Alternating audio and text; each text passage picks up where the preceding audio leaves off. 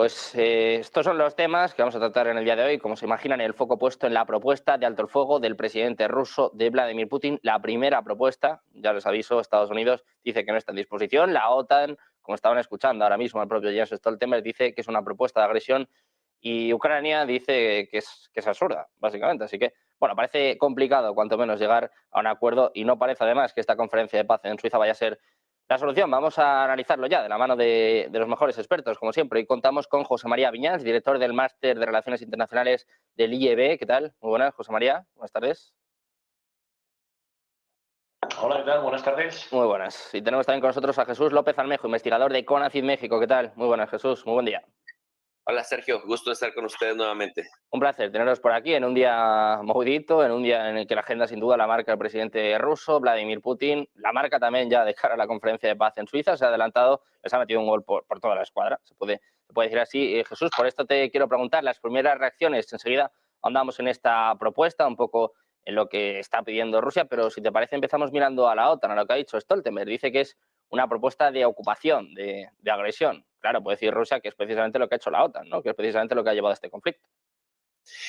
Sí, pues mira, me parece que estamos en lo que decía Habermas en términos de la acción comunicativa, de la teoría de la acción comunicativa. Me parece que estamos cayendo en la acción retórica, en donde los jugadores gritan tan fuerte para exponer sus posiciones sin dejarse convencer por la contraparte que no se escuchan. Es decir, ambas partes, y cuando digo ambas no solamente me refiero a Ucrania y a Rusia, sino me refiero al occidente colectivo, a la OTAN, a Estados Unidos, a los países europeos y luego a Ucrania, que gritan tan fuerte por un lado y que están dando pasos justamente a llegar al punto de no retorno, por ejemplo, con este congelamiento de activos rusos y su respectivo robo, su respectivo saqueo, para luego sádicamente entregárselos a Ucrania para que luego de ahí Ucrania siga atacando a Rusia. Esto por un lado. Y además Volodymyr Zelensky, en esta intentona de estos supuestos diálogos de paz que tendrán lugar en Suiza entre el 15 y el 16 de junio, es decir, ya mismo, este mismo fin de semana, pues nada más generado, nada más nos auspicia que Zelensky siga fortalecido diciendo, digo fortalecido no popularmente porque está perdiendo popularidad en Ucrania, pero sí en cuanto a los vínculos con Macron, con Olaf Scholz, que por cierto, lo irónico de este mundo democrático, que los líderes del G7, por ejemplo, tienes a un Joe Biden que ha cometido unas pifias impresionantes, se pierde, se desconecta, ve sillas imaginarias, camina para un lado, los presidentes y del G7 lo tienen, y primeros ministros lo tienen que andar agarrando para que no se distraiga, que no se despiste. En Estados Unidos lo han declarado mentalmente incompetente para algunas cosas. Entonces, tienes a un Trudeau, primer ministro de Canadá, que tiene los niveles de aprobación más bajos de los últimos 50 años, un Olaf Scholz, un Macron, que acaban de perder las elecciones europeas. Tienes por otro lado a un Kishida, que también es algo impopular en Japón, y bueno, pareciera que dos funcionarios que no son electos directamente por la gente, como Charles Michel y Ursula von der Leyen, y luego tienes a la única pero que no le da como para trascender en Europa, que es Giorgia Meloni, que le fue ahí a tercias en las elecciones europeas y que de alguna manera eso le da un aire de frescura. Pero ¿a qué voy con esto? Que a pesar de su impopularidad en general, están aventando prácticamente al abismo, a llegar al punto de no retorno, para que en caso de que en Estados Unidos haya un cambio en la elección de noviembre, no se pueda tan fácil zafar de esto. Ahora voy a abonar más en la segunda intervención, pero luego tienes a Rusia del otro lado, que efectivamente, si por un lado dice Zelensky, el requisito es que se vaya a Rusia, el requisito es que vamos a recuperar Crimea y las 4 provincias, y luego escuchamos a Putin decir que mañana mismo se irían, mañana mismo empezarían negociaciones para un alto el fuego total, siempre y cuando Ucrania acepte la retirada completa de sus tropas en Donetsk, Lugansk, Zaporozhye, Gerson, más Crimea, es decir, para que Sebastopol quede tranquila. Estamos viendo pues el encuentro de posiciones potencialmente encontradas que prácticamente no tiene salida. Por eso hablaba yo de la acción retórica. Los contendientes gritan tan fuerte que ninguno se escucha al otro, pero no tienen la mínima opción de dejarse convencer por el otro. Y esto, pues, lo único que va a llevar es a una escalada, primero verbal y después una escalada de fuego real, Sergio. Bueno, pues de momento parece inevitable, no parece que esta conferencia de Suiza vaya a ser tampoco una solución, más que nada porque lo están diciendo los propios fundadores, ¿no? Los que van a llevar a cabo esta conferencia. José María, por esto te quiero preguntar, la postura de la OTAN, la primera reacción de Stoltenberg a la propuesta de Putin. Dicen, bueno, pues que es agresiva y que es una propuesta de ocupación. No parece, desde luego, la mejor forma de iniciar una negociación, claro. Bueno, la negociación entiendo que se produce cuando las dos partes contendientes se sientan a negociar. En este caso se ha sentado a negociar toda la Unión Europea, todos los países de la OTAN, Ucrania, que es una de las partes contendientes, muchos otros países que han enviado delegaciones a Suiza, pero Rusia no se ha sentado a negociar.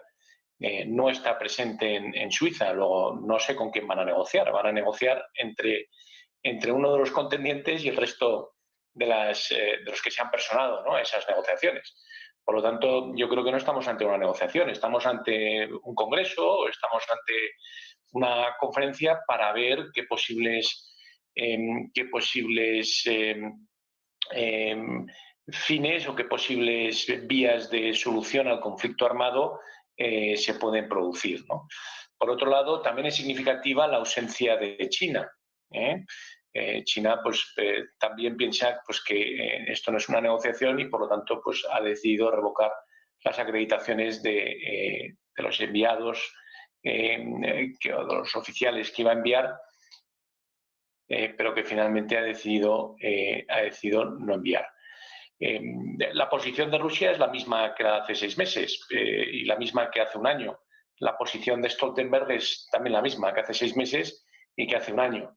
Esto quiere decir que ninguna de las partes está realmente preparada para negociar, porque ninguna de las partes quiere ceder su posición y que por lo tanto pues, parece que queda todavía mucho camino por delante para poder llegar incluso a un principio de acuerdo. Recordemos que Rusia hizo un cambio en su constitución para incluir a las 4 regiones, Donetsk, Lugansk, Zaporilla y Gerson, como parte de la Federación Rusa, y que Crimea ya en el 2014, cuando se hizo el referéndum, pues también quedó integrada en la Federación Rusa. Por lo tanto, son para Putin y para el gobierno ruso territorio ruso como puede ser San Petersburgo o como puede ser Moscú.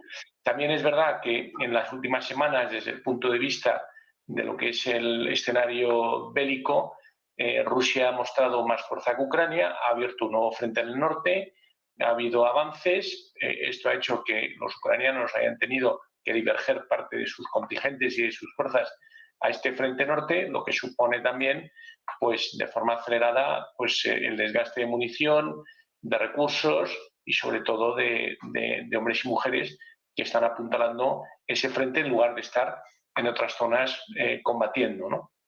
Por lo tanto, Rusia yo creo que llega a esta cumbre de Suiza en un estado pues de cierto optimismo y luego también pues ha sabido abrir esas rutas transiberianas donde sus mercancías, sus productos, sus materias primas van hacia Asia-Pacífico, donde tiene clientes y socios comerciales formidables como China o como la India, y por otro lado pues sigue bombeando y suministrando a través de las rutas transárticas, sigue exportando cientos y miles de millones de euros en gas natural licuado que se embarcan en grandes metaneros y que van a Japón, a China, a Australia y a otros lugares del mundo que los adquieren.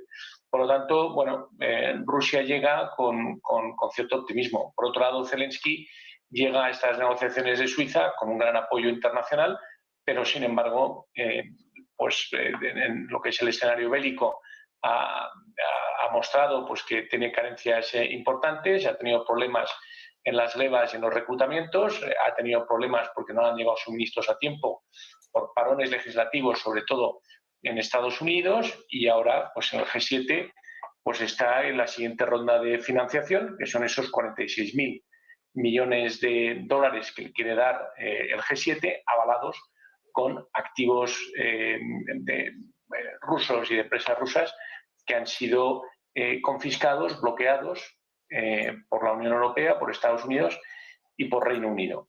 Por lo tanto, bueno, pues el panorama de Zelensky es mucho más gris. Recordemos, hubo elecciones en Rusia hace unos meses. Todavía no ha habido elecciones en Ucrania, ni se espera que las vaya a haber. Por lo tanto, el liderazgo de Zelensky también cada vez más está más cuestionado. Y por otro lado, no olvidemos que el 5 de noviembre podemos tener o bien un segundo mandato de la administración Biden o un segundo mandato de la administración Trump. Y aquí podrían cambiar las cosas. Entonces ahora hay una carrera también en política interna en Estados Unidos para conseguir un consenso bipartidista lo suficientemente amplio en el Congreso y en el Senado para que, pese a que hubiera un cambio en la administración, pudiera tener fuerza propia aquellas medidas que se adopten o la posición con respecto a Ucrania y posibles líneas de financiación con respecto a Ucrania, aunque no tengan ese apoyo por parte del presidente de Estados Unidos. Que, por supuesto, el presidente de Estados Unidos puede influir, puede retrasar, puede cuestionar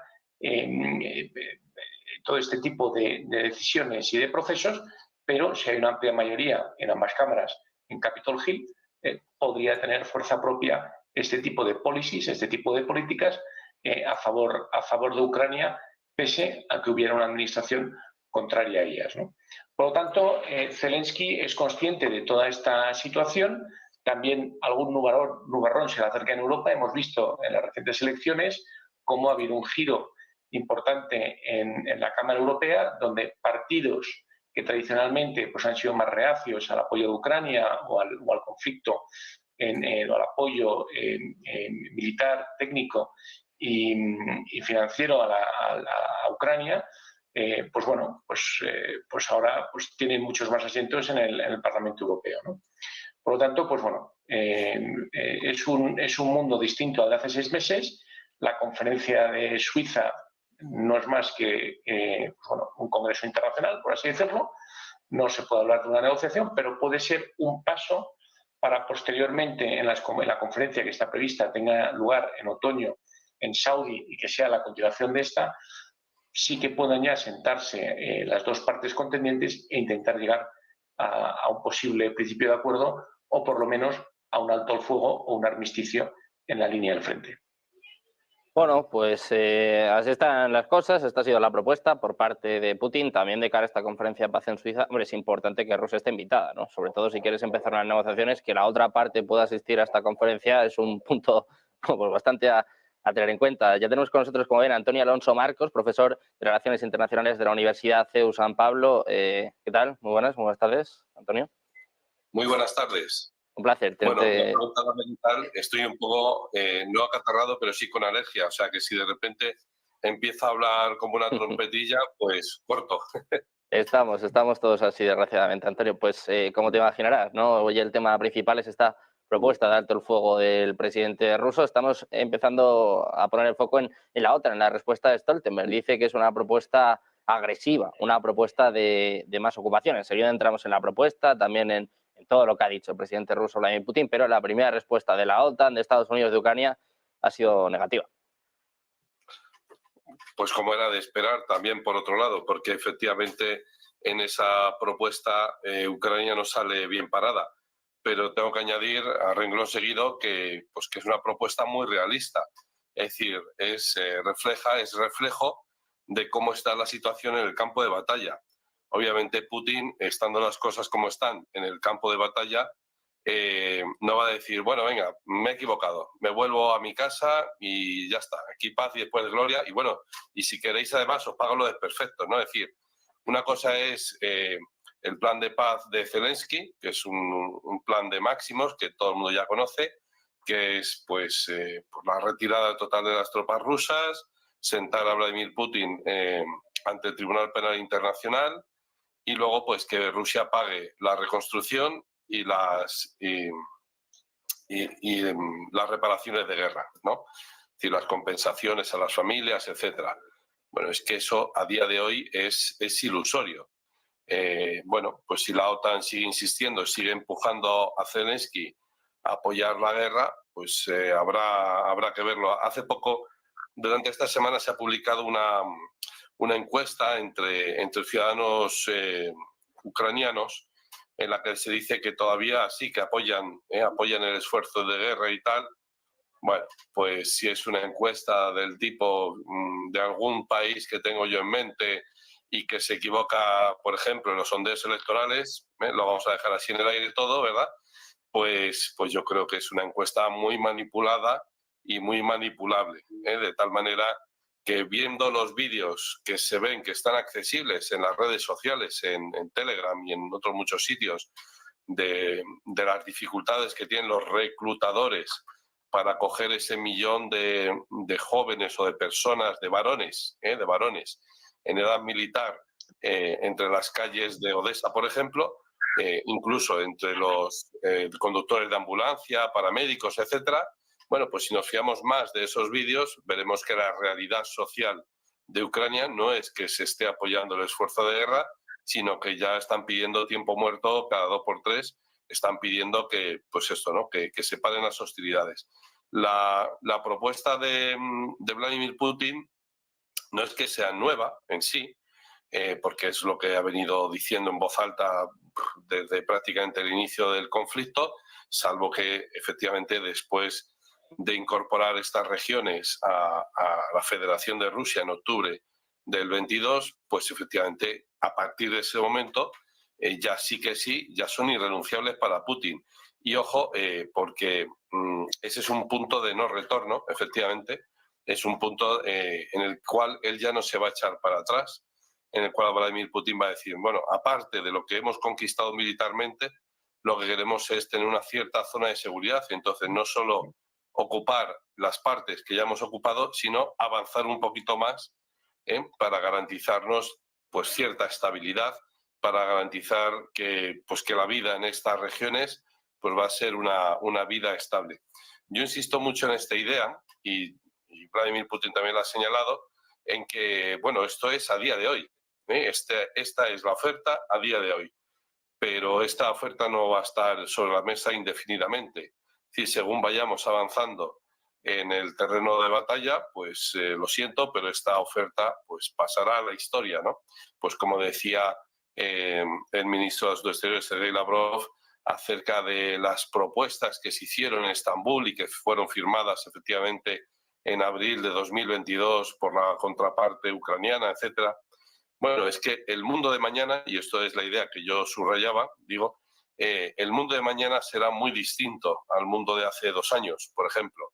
Es decir, de tal manera que a día de hoy es muy difícil pedir confianza, y la confianza es precisamente la base de las relaciones internacionales. Si Vladimir Putin no se puede fiar de las garantías que le puedan dar, y esto ha sido muy astuto Vladimir Putin a ponerlo encima de la mesa, no solo Ucrania, sino sus socios occidentales, y esto es muy preocupante también, que meta a los dos en el mismo saco, sobre todo porque nos toca a nosotros de cerca esta cuestión, que meta en el mismo saco al enemigo con el que se está pegando tiros y a los occidentales, que son quienes toman las decisiones, insisto, no es nada alentador, no es nada bueno, ¿vale? Entonces, lo que decía, dice, Vladimir Putin se puede fiar de Ucrania o de sus socios occidentales.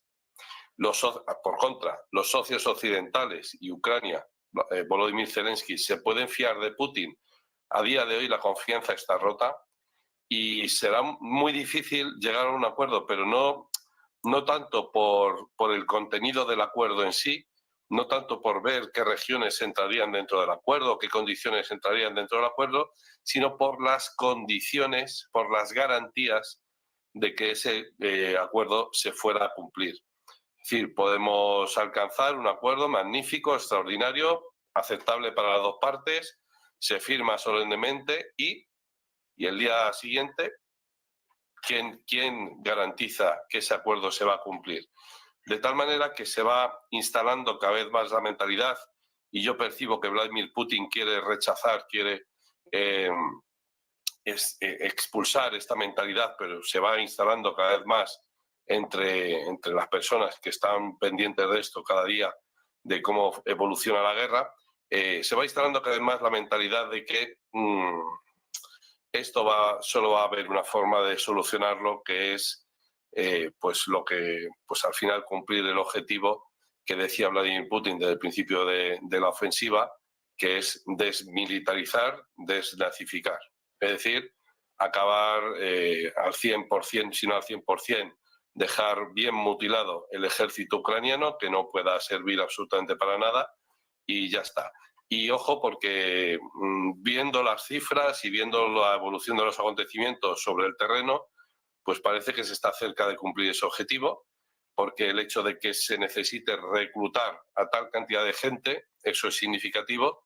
Y segundo, que la gente que se recluta al final, que al final entra a formar parte de esas filas que van al frente de batalla, pues apenas tienen instrucción militar. Por lo tanto, ya casi se ha conseguido el objetivo de desmilitarizar Ucrania. Recordemos que ese es uno de los objetivos que aparece en la paz de Versalles, de reducir a más de la mitad el ejército alemán, y que fue un objetivo que no se pudo materializar realmente, y bueno, pues aquí sí que parece que se puede conseguir. Bueno, pues parece que Putin está cerca de su objetivo. Parece también, como decíamos antes, pues que está poniendo las cartas sobre la mesa, ¿no? También ha dado un golpe, se ha adelantado a esta conferencia de paz en Suiza. Pues precisamente vamos a escuchar las palabras del presidente ruso, Vladimir Putin. Son las condiciones que pone a Ucrania, a la OTAN, a Occidente, a Estados Unidos. Hay básicamente dos. La primera de ellas es que Ucrania renuncie para siempre a la OTAN, precisamente una de las cosas que han llevado a este conflicto, y también, bueno, pues básicamente pide que Rusia se va a quedar con los territorios que ya ha conquistado en su ofensiva. Vamos a escuchar ya al presidente ruso, a Vladimir Putin, mandando este ultimátum a Occidente. Do this immediately. They existed under Ukraine. As soon as Kyiv says that it's ready and starts the withdrawal of its troops, and once they say that they're no longer willing to join NATO, just the same moment, immediately, we will stop the fire and launch talks. We will do this immediately. Let me repeat this. At the same time, bueno, pues esto es lo que pide el propio Putin, la retirada de las tropas ucranianas en el este, en el oeste, quedarse con los territorios ya conquistados y que Ucrania renuncie para siempre a la OTAN. Jesús, por esto te quiero preguntar, no sé si te ha pillado por sorpresa esta propuesta de Putin. Es la primera vez, ¿no?, que propone un alto el fuego, aunque más o menos ya había dejado entrever que estas iban a ser las condiciones de Rusia. Sí, yo estoy de acuerdo con lo que dicen mis dos compañeros. La verdad es que cada vez el escenario es más claro. Pero yo quiero complementar algo que anuncié en la primera intervención que tuve, y es que recordemos que este 13 de junio pasado acaban de firmar Japón y Estados Unidos también los acuerdos de seguridad y de cooperación bilateral al estilo España, al estilo Francia, Reino Unido, Alemania y otros tantos países, que prácticamente es de facto, aunque no de jure, una inclusión a la Organización del Tratado del Atlántico Norte. Efectivamente, Rusia ha sido muy contundente en que una gran línea roja que no piensa permitir que se transgreda es el asunto del ingreso oficial formal de Ucrania a la OTAN. Hasta ahí, digamos, más o menos lo habíamos entendido en 2021. Pero, pues digamos, una manera de incorporar a Ucrania, o por lo menos de brindarle las seguridades que le daría el paraguas OTAN, pues es ir a hacerlo bilateralmente. Es decir, si va firmando acuerdos bilaterales con cada uno de los países, y estos acuerdos son pactos, alianzas militares de no agresión, es decir, que si un tercero agrede a uno de los dos, es decir, a Ucrania y a Estados Unidos, a Ucrania y a Francia, a Ucrania y a Alemania, a Ucrania y Reino Unido, a Ucrania y España, estos se comprometen a pelear contra ese agresor. Y entonces decíamos que están forzando las condiciones para que si el día de mañana en noviembre, que está a la vuelta de la esquina, llega Donald Trump a la presidencia y ha prometido, pues, digamos, sacar a Estados Unidos un tanto de la responsabilidad de seguir financiando a Ucrania y dejar ese tiro para Europa, y en Europa le están comprando el proyecto, lo que están haciendo entonces es generar tantas condiciones como sea posible para que ni siquiera Trump pueda descarrilar, o si Trump quisiera relajar, desacelerar la participación de Estados Unidos, que Rusia no pueda zafarse. Y me explico. Esos acuerdos, cuando uno los lee, señalan que ahora, como ya hay conflicto, no van a parar y ya no se pueden meter. Entonces, una de dos, o a Rusia le conviene prolongar estos acuerdos hasta donde tenga que llegar, o Antonio lo decía muy bien, ¿no? La desarticulación del ejército de Ucrania, que cada vez se ve más débil, pero también hacer hincapié en que en Ucrania se ha destruido, y creo que desde la Segunda Guerra Mundial no ocurría, una gran cantidad, un gran porcentaje de su infraestructura energética. Entonces, ¿qué Ucrania va a quedar para mañana? Pues una sin soberanía, una sin infraestructura energética, una endeudada en default técnico, y una a donde los fondos de inversión puedan llegar con una mano en la cintura y repartirse las mejores tierras, repartirse las zonas estratégicas para hacer sus negocios más prósperos. Es decir, una Ucrania sin total soberanía. Pero esto a Rusia le prende un foquito rojo, porque prácticamente Putin sabe que una vez que se acabe, una vez que haya retirada, una vez que haya alto el fuego, armisticio o acuerdo de paz, va a ser muy difícil volver a hacer lo que hizo en Ucrania en 2022, a menos que quiera entrar a una guerra directa con los países que uno por uno han ido incorporando de facto a Ucrania en la OTAN, porque pues prácticamente las garantías son muy parecidas a una membresía en la OTAN. Ahora, yo quisiera saber, ¿no?, si de pronto España estaría dispuesta a mandar gente en 3, 4, 5 años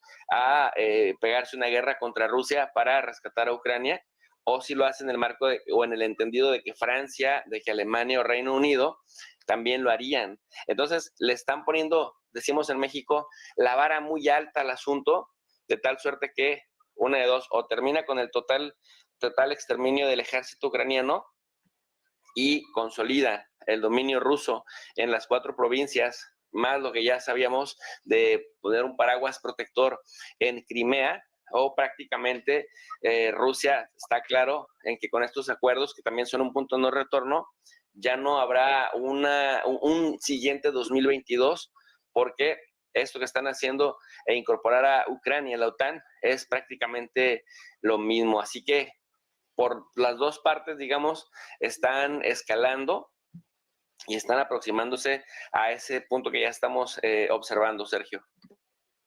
Esto que acaba de poner Jesús sobre la mesa, ¿no? Más allá de que Ucrania entre o no en la OTAN, que bueno, insisten mucho en esto, también hay que va a entrar en la Unión Europea, de momento pues, parece una opción bastante lejana, pero sí que es cierto estos acuerdos de seguridad que está firmando pues, con Estados Unidos, con Reino Unido, con Alemania, también en este caso con España, que de facto pues, viene a ser más o menos lo mismo, ¿no? Es algo así como un pacto de defensa. José María, claro, la pregunta ahora es cómo se puede salir de esto y sobre todo cómo se puede empezar una negociación cuando hay posturas tan alejadas, ¿no? Porque esta propuesta de Putin también es una propuesta de máximos. Sí, pero bueno, es normal, ¿no? En una negociación cada uno tiene que dar su postura inicial, y cualquiera que haya estado en una negociación pues sabe que inicialmente tiene que adoptar la mejor postura para su posición, porque luego se va rebajando en función de que la negociación vaya avanzando, ¿no? Una negociación donde las dos partes salgan contentas, o una salga muy contenta y otra no salga contenta, no es una negociación. Una buena negociación es donde las dos partes salen descontentas, ¿no? Y eso ahora mismo no parece que haya un lugar común donde pueda empezar esa negociación. También Rusia sabe que tiene un buen momento y que en el campo de batalla puede seguir exprimiendo la debilidad ucraniana y la supremacía rusa, ¿no? Que estamos viendo ahora mismo. La Unión Europea ha decidido, al igual que la OTAN, ¿no? Combatir esta guerra por medio de un proxy, y el proxy ahora mismo pues está en una situación complicada. Y entonces ahora es cuando, más allá de la financiación, pues algunos líderes europeos se están haciendo preguntas que son mucho más profundas, ¿no? Como que estamos dispuestos a enviar gente, estamos dispuestos a enviar instructores, estamos dispuestos a que nuestras armas se utilicen también en territorio ruso como autodefensa de Ucrania contra los ataques rusos y un largo etcétera, ¿no? Por otro lado, también en esta situación de escalada a la que vamos, un conflicto futuro con Rusia llevaría no solamente a un escenario europeo, sino por la grandeza y las emisiones de Rusia, que no olvidemos que tiene 11 usos horarios, también Japón y Corea del Norte son dos teatros de operaciones que están muy cerca de Rusia. De hecho, Corea del Sur linda con Corea del Norte y Corea del Norte a su vez tiene frontera con Rusia y frontera con Rusia. Vladivostok está enfrente del norte de Japón, las Islas Aleutianas. Corea del Sur y Corea del Norte tienen esa frontera, ¿no? de aquel alto el fuego en el paralelo de los años 50, ¿no? Podría ser otro escenario realista, ¿no? Con un Kim Jong-un también muy cercano a las posiciones del Kremlin, ¿no? Entonces, bueno, Rusia tiene también una frontera ártica con Alaska, ¿no? Con el estrecho de Bering. Y luego, en Centroasia, pues Rusia también tiene fronteras con muchos países que están completamente alineados y que forman una unión económica y son dependientes en lo energético, en cuestiones de seguridad y en cuestiones económicas con respecto de Rusia. Luego, un conflicto abierto con Rusia sería una muy mala noticia, no solamente para los europeos, no solamente para los estados bálticos que llevan anunciando, llevan advirtiendo de esa posibilidad, sino también tendríamos que trasladarlo a muchos otros escenarios en otras partes del globo. De ahí esa importancia estratégica de Japón y de Corea del Sur. En Corea del Sur hay entre 25 y 40.000 soldados norteamericanos de forma permanente y en Japón hay casi 250.000 funcionarios norteamericanos, la mayor parte de ellos militares, ¿no? Con una base naval. No olvidemos que tiene el único portaaviones nuclear de Estados Unidos con base permanente fuera del territorio norteamericano. Es decir, que desde el punto de vista de la seguridad nacional de Estados Unidos, Japón es tan seguro como cualquier estado de los 50 estados que componen Estados Unidos hoy por hoy. Luego, todas estas cuestiones también hay que tenerlas en cuenta y cuando vemos este tipo de alianzas, este tipo de pactos bilaterales, pues tenemos que también darle un alcance mucho mayor a todo esto, ¿no? Entonces, bueno, pues todas esas cuestiones, todo ese puzzle debe ser tenido en cuenta. Y luego estamos viendo también movimientos muy característicos de la Guerra Fría, ¿no? O sea, yo creo que hay un primer escenario que es el conflicto geolocalizado de la guerra de Ucrania, que veremos si puede escalar a otros países o no. Pero luego también hay una cuestión de movimientos muy interesante en cuanto a las posiciones de Rusia en Oriente Medio, en las alianzas con países como Irán, como China, como India, lo que es el alineamiento de otros países estratégicos como puede ser Siria, donde Rusia, no olvidemos, sigue teniendo la base naval y aérea de Tarsus, y ahora recientemente hemos visto esos movimientos característicos de la Guerra Fría, donde vemos movimientos de flotas y de submarinos en nada menos que el archipiélago cubano. Es decir, todo esto se va produciendo en muchos sitios del mundo a la vez, y ambas partes van mostrando esa fuerza operativa en distintos teatros de operaciones a nivel mundial. Por lo tanto, pues bueno, cualquier cosa, y además cuando hay una concentración de tropas o una concentración de recursos técnicos donde hay capacidad nuclear, como es ese submarino norteamericano, el USS Helena, por ejemplo, o ese submarino ruso que también podría portar material nuclear, aunque el gobierno ruso lo ha desmentido, ha dicho que no. Al igual que hemos visto con las operaciones tácticas con arsenal nuclear en el Báltico recientemente, en cualquier momento un accidente intencionado o no intencionado podría pasar y podría desencadenar unos hechos que no están en la agenda de nadie y que estoy seguro que ninguno de los dos bloques quiere, que es un enfrentamiento a escala global y un enfrentamiento directo entre Rusia y sus aliados de un lado y la OTAN y sus aliados de otro. Desde luego que nadie quiere esto, pero pues cada vez parece más cerca, ¿no? Cada vez parece más inevitable. Por eso te quiero preguntar, Antonio, por la posibilidad de que haya un choque directo y también por esta propuesta de Putin. Pues la verdad es que o esto se para ya en seco o esto va a escalar cada vez más y entonces la probabilidad de un choque, aunque sea por accidente, pues va a ser cada vez mayor. Esto yo creo que es bastante evidente, yo creo que lo puede ver cualquier persona. Ya digo, esto o nos relajamos todos y nos vamos de vacaciones todos y vamos a ver qué pasa en septiembre, o esto pues va a explotar a la mínima, ¿no? Y ya digo, puede ser por un accidente, efectivamente, ¿no? Me gustaría apuntar un par de cosas que ha dicho Jesús antes y que a mí me ha faltado también añadir, y es que cuando Putin habla de esas 4 zonas, no nombra Crimea, o a mí no me ha parecido entender que nombrase Crimea. Y esto es muy interesante, porque para Putin Crimea es que ni siquiera está puesta en tela de juicio, no está puesto sobre la mesa, no está como diciendo, bueno, vamos a negociar a ver. No, o sea, eso ya pasó a la historia. Es decir, por hechos consumados o por como tú lo quieras llamar, resulta que Crimea ya es parte integral de Rusia. Punto, pelota, se acabó. Esto no está en discusión. Quiero decir, en su mentalidad, ¿no?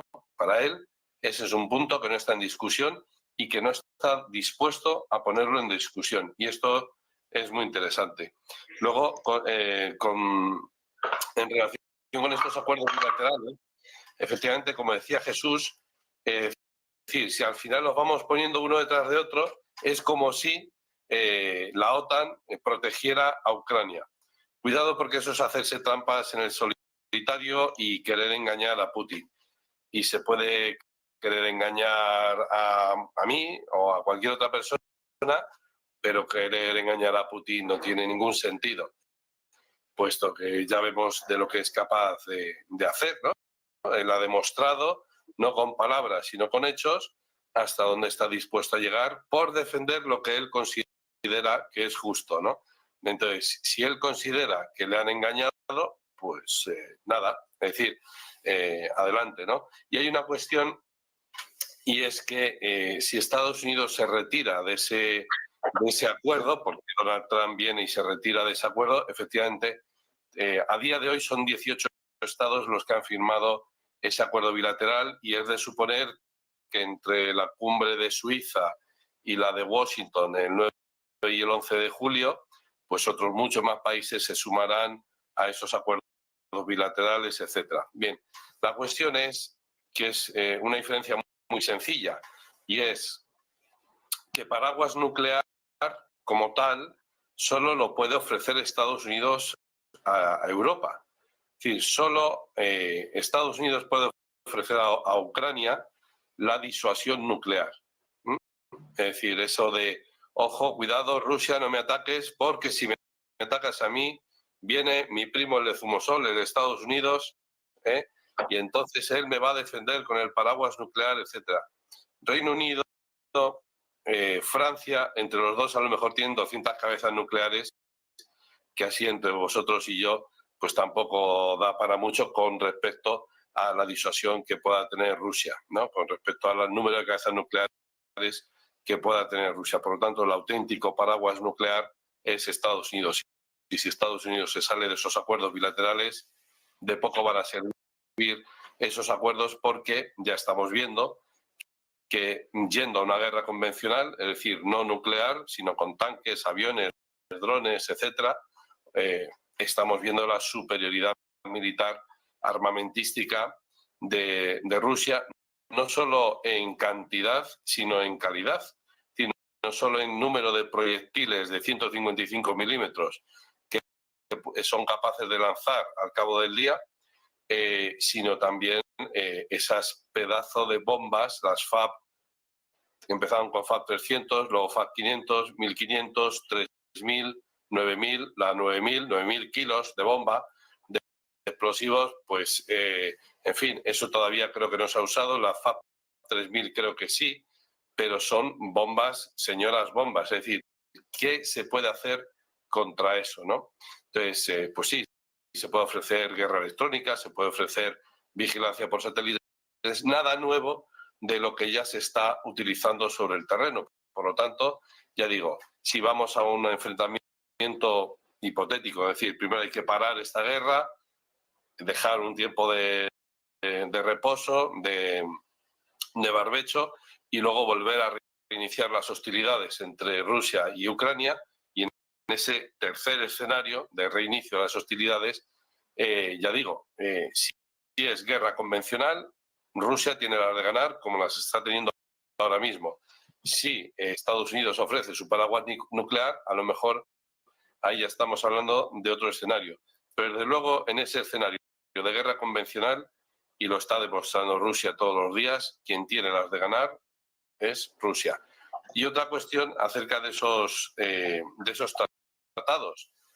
Falsamente, y salvo que yo esté equivocado, y aquí hay gente más experta que yo en derecho internacional, salvo que yo esté equivocado, encima, arriba, el título del acuerdo entre ambos es agreement, o bilateral agreement, o lo que sea, pero es acuerdo, no es memorandum of understanding ni nada que se le parezca. Y aquí en España los medios de comunicación se han esforzado mucho en explicarnos que, bueno, este acuerdo no ha tenido que pasar por el Congreso y el Senado porque, claro, como no es un tratado internacional, pues no hace falta, solo es un acuerdo de entendimiento. No, señor. O sea, y nadie se ha dado cuenta de esto, de que no es un simple memorandum of understanding. En ningún sitio del acuerdo pone que sea un memorandum of understanding, ¿no? Es decir, es una violación del derecho internacional. La propia firma de estos acuerdos es una firma fraudulenta porque no es un memorandum of understanding. Lo puede llamar, si quiere, chorizo con pan, memorandum of understanding, o el libro que me regaló mi tía. Lo puedes llamar como quieras. Es un tratado internacional. Es un acuerdo entre dos países soberanos, firmado por sus representantes legales. No lo firma Rita la Cantaora ni el ministro de no sé qué. En España, por ejemplo, lo ha firmado el presidente del gobierno con el presidente de Ucrania. Oye, es un acuerdo internacional, es un tratado internacional, con sus cláusulas, con su estructura, con su preámbulo, con su todo, porque es un acuerdo internacional, un tratado internacional, y por lo tanto está sujeto al derecho de los tratados. Y ya lo último que quería decir, cuidado cuando estamos entrando ya en esa pendiente resbaladiza, porque ya la damos por supuesta, de que cuando hay un ataque de un país contra otro, el primero que tiene que reaccionar es la OTAN. Pues lo siento, pero no. El primero que tiene que reaccionar es el Consejo de Seguridad de Naciones Unidas. Por supuesto, el otro Estado tiene que preguntar, oye, ¿qué has hecho? ¿Qué me has hecho? ¿No? Pero la primera respuesta no tiene por qué ser un bofetón, ¿no? Si por lo que sea ha habido un accidente y tal, y de repente se te ha escapado un misil y me has dado, la siguiente reacción no es destruir tu capital con todos tus habitantes, sino que es preguntar a ti, ¿qué ha pasado? Cuéntame, ¿qué te he hecho? ¿A qué se debe todo esto? Y luego, si hay realmente un conflicto, una contienda, bueno, pues ir a la ONU. Ese paso de ir a la ONU nos lo hemos saltado ahora, ya no existe, y esto es realmente peligroso, porque estamos entrando en un mundo en el que ya no hay árbitro, ya no está Estados Unidos de gendarme del mundo y ya no está la ONU de vigilante de qué es lo que sucede en el mundo. Luego estamos entrando en un mundo sin paraguas de seguridad colectiva para todos y ecuánime, e imparcial para todos, sino que ya estamos entrando en un mundo que es la ley del más fuerte. Y vuelvo al razonamiento del principio. En este mundo en el que es el que vale, o lo que vale es la ley del más fuerte, tenemos que ser conscientes, y Josep Borrell lo repite de vez en cuando, nosotros no somos los más fuertes. Bueno, pues desde luego al final vamos a tener que comprobar quién es el más fuerte en este conflicto, quién es el más fuerte a nivel mundial. Esperemos no tener que llegar a eso, pero antes de terminar, Jesús, quiero sacar otro nuevo tema. Otra de las palabras que ha dicho el propio Putin, ha advertido de llegar a un punto de no retorno. Es básicamente lo que estáis comentando, ¿no? Desde el inicio de esta tertulia. Y también quiero poner sobre la mesa esta conferencia de Suiza. ¿Qué esperas de esta cita, Jesús? Sí, Donald Trump decía algo muy interesante de Zelensky. Decía, es un gran comerciante. Cada que viene a Estados Unidos se regresa con 50 o 60 mil millones de dólares para Ucrania. Y bueno, ahora que se reunieron en Italia los impopulares mandatarios del G7, pues mira, hemos visto precisamente que de los activos rusos congelados le van a transferir 50 mil millones de dólares. Y la pregunta es, ¿a qué costo para Ucrania? Con un Zelensky que ya terminó su mandato legal y legítimo como presidente de Ucrania, y con un Zelensky cada vez más abandonado por las bases populares ucranianas, que se ven bastante afectadas, sobre todo en el sector de los varones, que como bien decía, me parece que Antonio, los han ido prácticamente secuestrando para reclutarlos, con todos los bemoles que ya conocemos de este sistema ucraniano, que bueno, recientemente fue un escándalo por los niveles de corrupción que se siguen manejando y la opacidad sobre cómo se administran estos recursos y dónde van a parar las armas que se le envían a Ucrania. Y en el caso de junio, de este fin de semana, lo que va a suceder en Suiza es más que buscar, también lo decía José María, más que buscar un real entendimiento con la contraparte, me parece, esa es mi lectura, es Zelensky cabildeando y gestionando, no con toda la comunidad internacional, porque también eso hay que marcarlo, o sea, no es que el mundo, no es que la comunidad internacional esté apoyando a Ucrania, están los que desde el principio quieren estar y no están los que han pintado su raya desde un principio, incluso dentro de la misma Unión, a regañadientes, Hungría, y ahora que viene Fico de regreso a decir, me intentaron asesinar porque estoy en contra de una guerra contra Rusia. Bueno, pues Hungría y Eslovaquia están con estrellitas, con asteriscos con respecto a sus posiciones, y me parece que Zelensky va a intentar con todo conseguir más recursos. Se ha dicho muy decepcionado de que no participe China y no participan, digamos, figuras estelares de otros países por fuera de pues de la esfera europea, ¿no? De los 27 países de la Unión Europea, por ahí vemos Japón, Corea del Sur, Australia, Nueva Zelanda, los tradicionales aliados subordinados de Estados Unidos. Y bueno, me parece que el mismo Estados Unidos no iría con Biden, sino con Kamala Harris, que cada vez adquiere más protagonismo en la medida que Joe Biden va dejando ese campo por sus propios temas de la edad y de salud. Lo que me parece que Zelensky espera es garantizar no solamente estos 50 mil millones que ya están ahí, sino el garantizarle que hasta que no se cumplan ciertas condiciones de la OTAN contra Rusia, pues siga fluyendo el dinero y que los demás estén dispuestos a asumir el costo, Sergio. Bueno, pues va a ser sin duda una de las citas de este fin de semana. José María, muy rápido, antes de terminar, ¿qué esperas tú de esta cumbre? Nada. Es una palabra. Directamente, ¿no? No espero nada. Puede que de forma indirecta se pongan unas bases para que en otoño se pueda continuar con ya sentando a Rusia si cambian las circunstancias, pero hoy por hoy no espero nada. Mira, tenemos un poco más de tiempo, Antonio. Quiero saber si tú esperas algo, más allá de que Zelensky recaude dinero también, como estaba diciendo Jesús, porque parece que el foco sí que va a estar puesta en esta cumbre. De hecho, hombre, parece que Putin precisamente esta propuesta que ha lanzado hoy es un poco pues para mandar, ¿no?, en esta cumbre. Se va a hablar sobre todo precisamente del presidente ruso.